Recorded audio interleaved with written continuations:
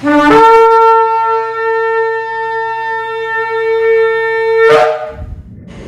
Shalom, está la congregación Beit Tefilá desde el sector Candelaria en Arecibo, con una parashá Maushima, dándole toda honra a nuestro Abacadosh, porque podemos estudiar su palabra. Somos privilegiados de poder estar aquí en el Mishkan, en el santuario, aquí en el templo, y poder estudiar sobre esta nueva parashá. La parashá número 22 es la parashá Vayekel. Parashá Vayekel, la que significa convocó, y esta parashá la encontramos en el libro de Shemot, el libro de Éxodo, en el capítulo 35, del versículo 1 al capítulo 38 y versículo 20. Antes de continuar con esta parashá, quiero enviarles saludos a Ima, a Amy y a Nef, que siempre están pendientes, y a Freddy, ¿verdad? Por si nos ven. Que sea el poderoso derramando su misericordia y su bondad sobre ellos, sobre sus vidas. Bendito el poderoso de Israel. Son de aquí, pero ellos no pueden, ¿verdad?, congregarse por algunas situaciones, ¿verdad?, privadas, pero sabemos que ellos siempre están pendientes a esta congregación, a esta cajal. Hacemos una introducción de lo que vamos a estar viendo en esta parashá, y habla sobre que Moshe reúne al pueblo de Israel y les reitera el mandato de observar el Shabbat. Luego les transmite el mandato divino de construir el Mishkan, el santuario. El pueblo comienza a donar los materiales requeridos en abundancia, y ellos comienzan a traer oro, plata, cobre, lana teñida de colores azul, púrpura y rojo, al igual que pelo de cabra, lino, pieles de animales, madera, aceite de oliva, hierbas y piedras preciosas. Entonces Moshe se ve forzado a decirle al pueblo, a pedirle que dejen de traer. Un grupo de artesanos de corazones sabios construyen el Mishkan y sus utensilios, como es detallado en las secciones de la Torah anteriores de Trumá, Tetzabé y Kitizá, que hemos venido hablando sobre eso. 3 capas de cobertura en forma de techo con 48 paneles recubiertos de oro para las paredes, 100 bases de plata para el fundamento, el parojet, que es la cortina que separa entre los 2 cuartos internos del santuario, y el masaj, que es la pantalla que va en el frente, el arca y su cobertura con los querubín, y la mesa y el pan de rostro. La menorá de 7 brazos con su aceite especialmente preparado, el altar de oro y el incienso en el que es quemado, el aceite de unción, el altar externo para las ofrendas quemadas y todos sus utensilios, las cortinas, los postes y bases para el patio, el kidor, que es para el lavado ritual, como la fuente, y junto a su pedestal, hecho de espejos de cobre. Entonces, Moshe hace un recuento del oro, de la plata, del cobre, donado por el pueblo para la construcción del Mishkan, del santuario. Y entonces Betzalel, Aholiab y sus asistentes confeccionan las 8 vestimentas de los Cohen, de los sacerdotes, la túnica larga de lino, los pantalones de lino, el turbante de lino, el cinturón, el delantal de lana, la placa de pecho, la túnica de lana, la placa de oro para la frente, de acuerdo a las especificaciones dadas a Moshe en la parashá Tetzabé. El Mishkan entonces completado junto a todos sus componentes y traído frente a Moshe, quien lo erige y unge con aceite de unción, e iniciaron junto a sus 4 hijos en el sacerdocio. Entonces una nube aparece sobre el Mishkan, significando que la presencia divina vino a morar dentro de él. Eso es prácticamente todo lo que hay en esta parashá que vamos a estar estudiando hoy. Es una parashá interesante porque es el hacer el Mishkan. En el capítulo 35:1 comenzamos y dice: congregó Moshe. Este acto de Moshe al congregar al pueblo de Israel era para empezar a construir el Mishkan, que iba a servir como acto de absolución para anular la otra congregación negativa. ¿Cuál fue la otra congregación negativa? La que se levantó a adorar ¿a quién? Al becerro de oro. Entonces, cuando el pueblo se había congregado con Aarón o contra Aarón, exigiéndole que le hicieran un ídolo. Pues entonces esa congregación era una congregación que una congregación negativa, porque solamente buscó lo negativo, buscó adorar el ídolo que Aarón le hizo. En el 35:2 dice: 6 días se trabajará, pero el séptimo día tendrás un día kadosh, un Shabbat de reposo completo para Yahweh. Cualquiera que haga trabajo alguno en él morirá. ¿Qué es melajá? ¿Qué es melajá? En el hebreo hay 2 palabras principales que se traducen como trabajo. Trabajo es melajá y abodá. Entonces la prohibición para el Shabbat es hacer melajá, no abodá. Entonces, para saber lo que está prohibido hacer en Shabbat es necesario definir lo que es melajá. Y como la palabra melajá se encuentra como resumen de toda la obra de la creación en el libro de Bereshit, Génesis capítulo 2, versículo 3, se puede entender el término como todo trabajo creativo, o sea, toda obra que interviene en la creación. Y como la misma palabra también aparece en los textos que hablan de la construcción del santuario, los sabios de Israel relacionaron melajá con todo lo que tiene que ver con la obra del santuario. Hasta haciendo el santuario ellos descansaron, ellos no trabajaron en Shabbat. Entonces la Torá anticipa el precepto de Shabbat a la construcción misma del Mishkan, queriéndonos decir que el reposo del Shabbat tenía que ser respetado, deteniendo aún todos los trabajos concernientes a la construcción del Mishkan. No importaba que usted dijera, no, vamos a trabajar para hacer el Mishkan, no. Ese día era Shabbat y ese día tenían que respetarlo y guardar Shabbat. Imagínense cuán importante es el Shabbat en nuestras vidas. En el capítulo 35:3 dice: no encenderéis fuego donde quiera que habitéis en el día de Shabbat. La Torá especifica esto en especial, ya que en los días que se llaman Yamim Tovim, son días festivos, se prohíbe todo trabajo, pero se permite la preparación de alimentos, lo que incluye encender fuego para cocer y cocinar. Pero en Shabbat aún esto es prohibido por la Torá y no se puede encender fuego ni siquiera para la preparación de alimentos, y con mucha mayor razón para otras necesidades. 35:5 dice: la habrá de traer a la ofrenda de Yahweh. Así como el pueblo había ofrecido espontáneamente su oro y sus joyas para la confección del becerro de oro, trayendo estos elementos, ellos mismos, Aarón, asimismo, ellos tenían que traer, ¿qué? Aportar sus ofrendas para la construcción del Mishkan, y no por medio de recaudadores, no porque le pidieran, sino porque toda obra tenía que ser como voluntaria, toda obra tenía que salir del corazón para tú dar para el poderoso. No era que te dijeran, mira, puedes dar, no. Si tu corazón entendía que quiero dar para construir, quiero que tan siquiera un pedacito de este oro que yo tengo esté allí, ellos iban voluntariamente. ¿Qué hacían? Lo entregaban para la construcción. En el 35:19 dice: para servir en el santuario, o sea, para cubrir los utensilios del Mishkan cuando habría que transportarlo a través del desierto. Nosotros estudiamos sobre esto, este Mishkan, ¿verdad? Y todas las cosas que se tienen que recaudar para hacer, y nosotros no nos podemos imaginar. Esto era un Mishkan movible, pero a la misma vez tiene que pesar.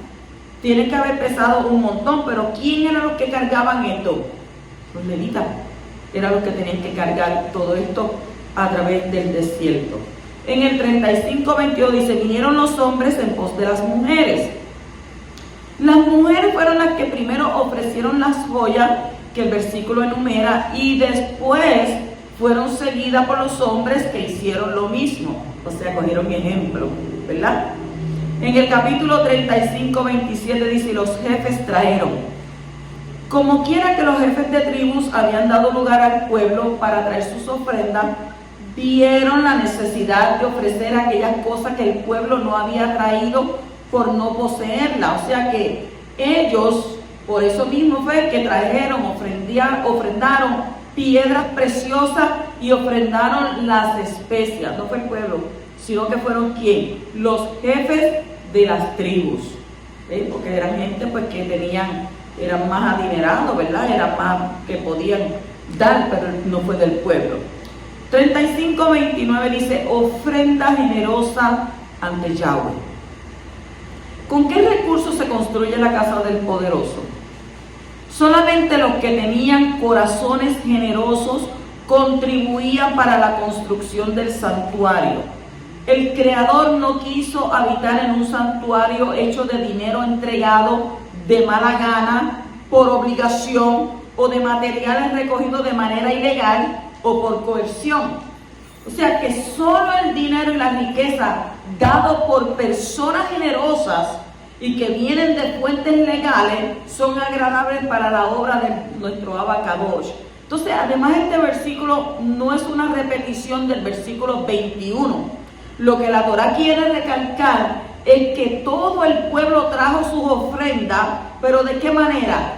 Demostrando su generosidad y además haciendo que en nombre de Yahweh y su precepto y no para hacerse ver como mucha gente hace, ¿verdad? Mira, yo voy a dar estos $100. Tú no puedes hacer eso. La Escritura dice que tu derecha no sepa lo que hace tu izquierda. Si tú me vas a dar una ofrenda,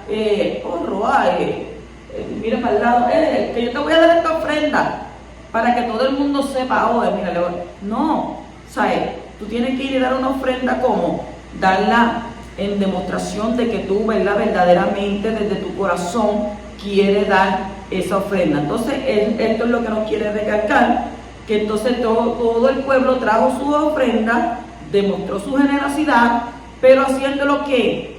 Haciéndolo para el poderoso. Que cuando des algo, lo des para Abba. Y entonces ahí tú cumples ¿qué? Su precepto. Y no para hacerte que todo el mundo te vea de que, mira, que yo estoy demostrando mi generosidad ante las personas, yo estoy dando esto, no. O sea, la Escritura nos dice que es mejor dar que recibir. Y te dirás, ay, pero ¿cómo va a ser eso posible? Pero Abba dice, pruébame en esto. A ver si yo no abro las ventanas de los shamayim y te doy hasta que sobreabunde. O sea que lo que tú vayas a dar, lo des de corazón y lo des de generosamente. ¿Para qué? Para que tú lo puedas dar en el nombre de Abba Kadosh y no con otra finalidad, sino exclusivamente para Abba.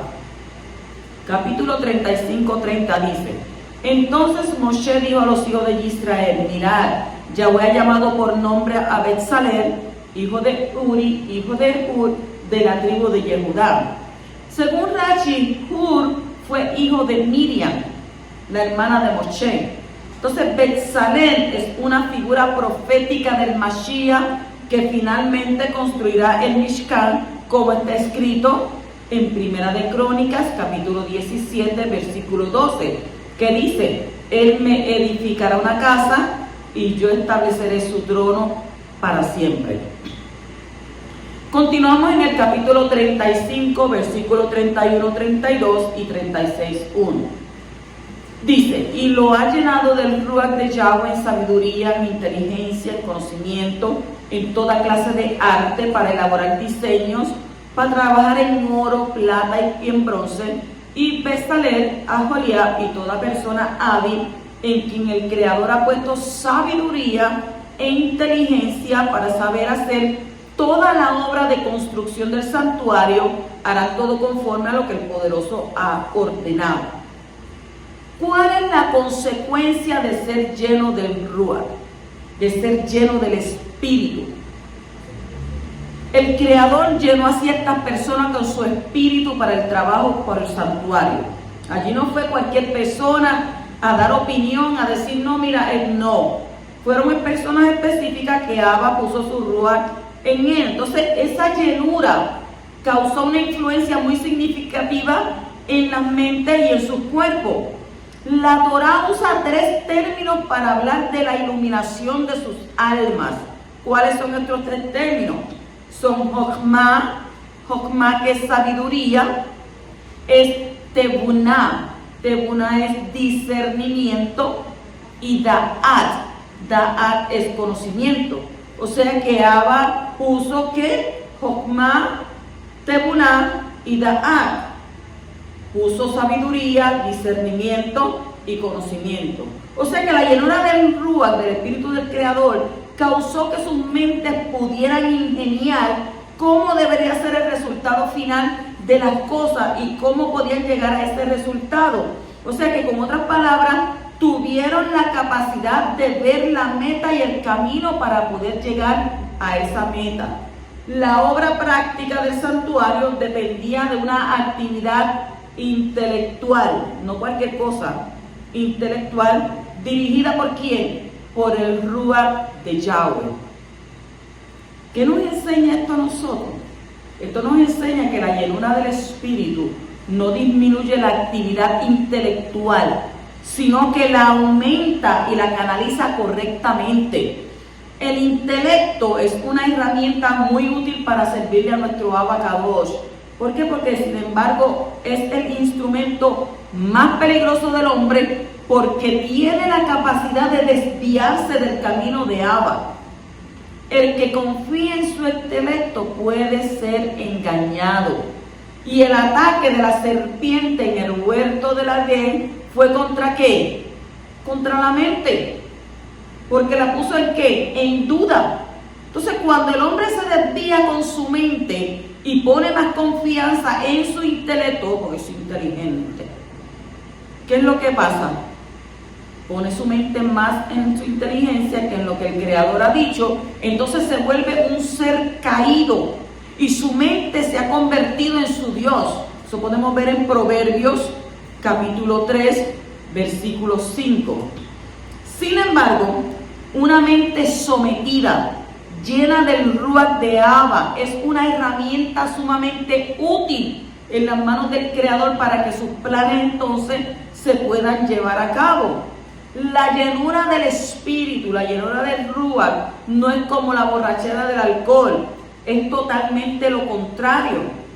¿Por qué? Porque produce una mente sobria y acciones del cuerpo coordinadas, como está escrito en Efesios capítulo 5, versículo 18, donde dice: no os embriaguéis con vino, en lo cual hay disolución, sino sed llenos del Espíritu, llenos del Ruach. O sea que este texto de la Torá también nos enseña que la llenura del Ruach HaKodesh, el Espíritu de Kadoshá, no solamente aumenta, sino que dirige la capacidad mental, sino también ayuda de una manera práctica las manos y aumenta la eficacia y la fuerza física para que se pueda materializar hasta su terminación la obra que está por hacer. O sea que usted no necesita un Red Bull, usted necesita el Ruach de Yahweh, porque se le va a energizar. Entonces el Espíritu opera ¿de dónde? Desde adentro para afuera. Así que no confíe en tu propia inteligencia, en tu propia capacidad mental. Confía en Abba y deja que te llene con su Espíritu para que tu mente sea alumbrada y dirigida según su plan. Y permite también que el poder del Espíritu te llene de tal manera que puedas cumplir sus mandamientos de manera práctica sin cansarte. Porque la gente se cansa de todo, pero tú tienes que pedir que ese poder de Abba te llene para que tú no te sientas cansancio. Y que sea sin un asentamiento, un sentimiento de exigencia, con un corazón gozoso, agradecido. Porque tenemos que, dice la Escritura, que ser llenos de su Ruach y que estemos siempre ¿qué? Gozosos. Así que pedimos a Abba Kadosh que sea lleno de su Espíritu. Aleluya. En el capítulo 36:13 dice: hizo además 50 broches de oro y unió las cortinas una a la otra con los broches, de manera que el santuario llegó a ser una unidad. Aunque todos los colaboradores de Betzalel ayudaron en la construcción de los objetos del Mishkan, solamente él recibió la honra de haberlo hecho. ¿Por qué? Porque el resultado del trabajo de Betzalel y sus colaboradores fue que el santuario llegó a ser uno, o sea, en hebreo Ejad. Cuando el Mashiach toma cautivo entre los hombres para ser colaboradores en la construcción de su congregación, el resultado es la unidad de la fe, como está escrito en Efesios capítulo 4, 11 al 16, y me pareció a mí que habíamos de leer esos textos, ¿verdad? Dice, y él dio a algunos el ser emisario, a otros profetas, a otros predicadores de buenas nuevas, a otros pastores, roén, y maestros, moré, a fin de capacitar a los kadosh para la obra del ministerio, para la edificación del cuerpo de Mashiach, hasta que todos, mire cómo dice, hasta que todos lleguemos a la unidad de la fe y del conocimiento pleno del Hijo de Elohim, a la condición de un hombre maduro, a la medida de la estatura. ¿De qué estatura? La estatura de la plenitud del Mashiach. ¿Para qué? Para que ya no seamos niños, para que no seamos sacudidos por las olas y llevados de aquí para allá por todo viento de doctrina, por la astucia de los hombres, por las artimañas engañosas del error. Todos estamos en Efesios, ¿verdad? Sino que hablando la verdad en Ahavá, en amor, crezcamos en todos los aspectos en aquel que es la cabeza, es decir, Mashiach, de quien todo el cuerpo, estando bien ajustado y unido por la cohesión de las coyunturas, provee, conforme al funcionamiento adecuado de cada miembro, produce el crecimiento del cuerpo para su propia edificación en amor. ¿Entendieron eso? Entonces, ¿qué pasa? Que tenemos que estar nosotros ¿en qué? Tenemos que estar en la unidad de la fe. Es lo que nos quiere decir estos textos de Efesios, del 4 al 11 al 16. Que tenemos que todos llegar a una unidad de fe. Bendito sea el que vive para siempre. Capítulo 36, versículos 20 y el 34 dice: hizo León para el santuario tablas de madera de acacia, colocándolas verticalmente, y revistió de oro las tablas, e hizo de oro sus argollas por donde pasarán las barras, y revistió de oro las barras. Y usted dice, ¿y qué simboliza la madera cubierta de oro? ¿Para qué escribieron eso? La madera simboliza lo humano. El oro simboliza lo divino. Cada tabla en el santuario simboliza una persona justa en la congregación del Creador. El primero de estos dos textos dice que las tablas tenían que colocarse verticalmente, y el texto hebreo dice que tenían que estar de pie. Entonces el segundo texto dice que las tablas tenían que ser revestidas de oro. ¿Qué podemos, aprender de ese primer texto? Dice que cuando el Creador quiere formar su casa de hombres mortales, no desea que estén acostados, no desea que estén ahí aplastados, aplatanados, avergonzados, humillados, sino que levantados, erguidos, de pie y elevados, como está escrito en el libro de Levíticos, capítulo 26, versículo 13. Dice: yo soy el poderoso vuestro Elohim, que os saqué de la tierra de Egipto para que no fueras esclavo de ellos. Rompí las varas de vuestro yugo y os hice andar erguidos. En el segundo texto nos enseña que para formar una casa para el Creador hace falta ser revestido de lo divino. Muchas cosas divinas han sido entregadas del Shamayim y todos son para revestir a los justos. La Torá, la justicia divina, el Mashiach, el poder del Ruach, la naturaleza divina, la incorrupción y la inmortalidad, etcétera, etcétera.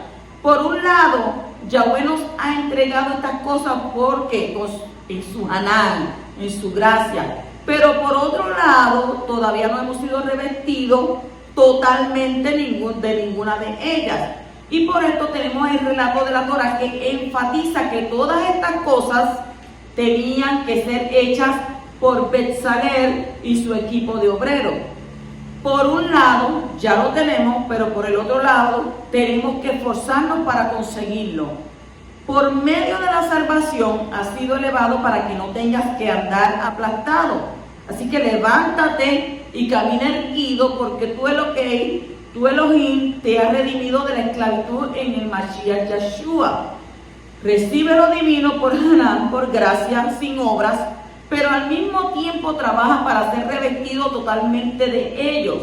¿Qué dice? Vestido del Adón Yeshua el Mashiach, entonces como escogidos de Elohim, Kadosh y amados, revestidos de tierna compasión, bondad, humildad, mansedumbre y paciencia, soportándonos unos a otros, perdonándonos unos a otros. Y diré lo que dice: y si alguno tiene queja contra otro, como el Mashiach perdonó, así también hacedlo vosotros. Y sobre todas estas cosas, vestidos de amor, que es el vínculo de la unidad, revestidos de humildad en vuestro trato mutuo. Romanos 13:14, Colosenses 3:12 al 14 y Primera de Kefas 5:5. Y ahí usted va a encontrar todo esto que yo estoy diciéndole a usted, porque la Torá es clara. Capítulo 37 y versículos 17 y 23 dice: hizo además el candelabro de oro puro. Hizo el candelabro labrado a martillo, su base, su caña, sus copas, sus cálices y sus flores eran de una pieza con él. Y también hizo de oro puro sus 7 lámparas con sus despabiladeras y sus platillos. ¿Por qué no había madera en el candelabro? Porque usted está viendo toda la madera que estaban trayendo, ¿verdad? Entonces, ¿por qué no había madera también en el candelabro? El candelabro de 7 brazos con sus 7 lámparas fue hecho de oro puro. No había madera en ellos. En el servicio del santuario celestial, el candelabro simboliza el discernimiento de espíritu y las lámparas la profecía, según Primera de Corintios, capítulo 12. Usted lo puede ver ahí. Entonces, esto nos enseña que la profecía que viene del Espíritu del Creador es totalmente pura. No puede haber mezclas de madera en los vasos que van a traer la profecía al mundo. El que profetiza en el nombre del Poderoso cosas de su propio corazón que él no ha dicho, está cometiendo una infracción muy grave. Por eso dice: cuidado con aquellos que dicen que Yahweh dijo cuando él no ha dicho nada. O sea que hay muchas profecías falsas en el mundo carismático y tenemos que cuidarnos de ellas. En Jeremías, usted va en el capítulo 23, versículo 25, versículo 28, versículo 32, está escrito: he oído lo que dicen los profetas que profetizan mentira en mi nombre, diciendo: he tenido un sueño, he tenido un sueño. Y el profeta que tenga un sueño, que cuente su sueño, pero el que tenga mi palabra, que hable mi palabra con fidelidad. Entonces, ¿qué tiene que ver la paja con el grano?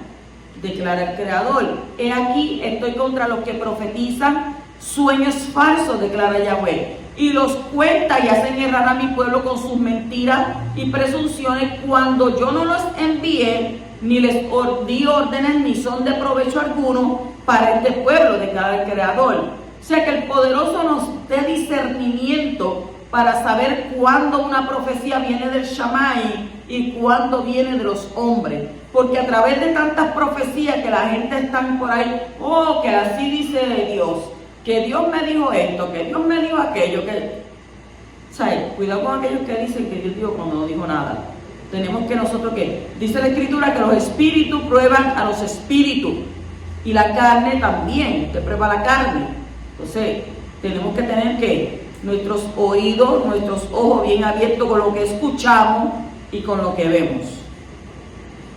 Capítulo 38:8 dice: además hizo la pila de bronce y su base de bronce con los espejos de las mujeres que se reunieron a la puerta de la tienda de reunión. ¿Para qué servía la pila de cobre? La pila de cobre o la pila de bronce servía para que los coanín pudieran lavarse las manos y los pies en aguas antes de servir en el santuario. El cobre simboliza el juicio, y un juicio es una evaluación. Entonces el agua es un medio para purificarse, y el agua simboliza la palabra de nuestro Poderoso. O sea que la pila fue hecha ¿de qué? De los espejos de las mujeres. Y usted sabe que los espejos pues significa que vanidad, ¿verdad? Esos espejos en ese tiempo antes eran de cobre. No era un espejo como lo que nosotros tenemos, ¿verdad? Bien bonito. No, eran de cobre. Y entonces un espejo revela cómo es la cara del que lo mira y asimismo juzga a la persona. La Torá dice que hay gente que se mira en el espejo por la mañana, pero después llega la tarde y no se acuerda ni de lo que vio por la mañana. Porque es que si se mira por la mañana casi no se ve nada, pero entonces cuando mira por la tarde, cuando ya el sol le ha dado, entonces le pone las arruguitas y dice, por eso la arruga no estaba ahí, esa mancha no estaba ahí, porque no te miraste bien por la mañana. Pero dice, ¿verdad?, la Escritura, yo lo digo en tono de broma, pero dice la Torá, que cuando te miras por la mañana ya no te acuerdas de lo que viste en la mañana por la tarde. Entonces, por eso el espejo también nos ayuda a arreglar lo que no es bonito en nuestras caras o en el pelo. Estas tres cosas, el cobre, el agua y los espejos, nos recuerdan la importancia de ¿qué? De revisarse, de purificarse antes de servir al poderoso. No en balde, ¿verdad? Siempre nos tenemos que lavar las manos antes de hacer el kiddush, antes de usted comer. También hacemos verajá cuando tomamos los alimentos. ¿Por qué? Porque todo esto fue puesto por nuestro Abba Kadosh. Nosotros no hacemos nada que no esté en la Torá. Entonces en el Salmo 24, 3 al 4 está escrito: ¿quién subirá al monte de Yahweh? ¿Y quién podrá estar en su lugar Kadosh? ¿Qué dice? El de manos limpias y el de corazón puro, el que no ha alzado su alma a la falsedad, ni jurado con engaño. O sea, mírate en el espejo de la Torá, revisa los motivos de tu corazón, busca la pureza de tus manos y de tus pies, o sea que son tus acciones y tu andar, y entrégate al servicio Kadosh de nuestro Abba, el poderoso de Israel. Shabbat Shalom.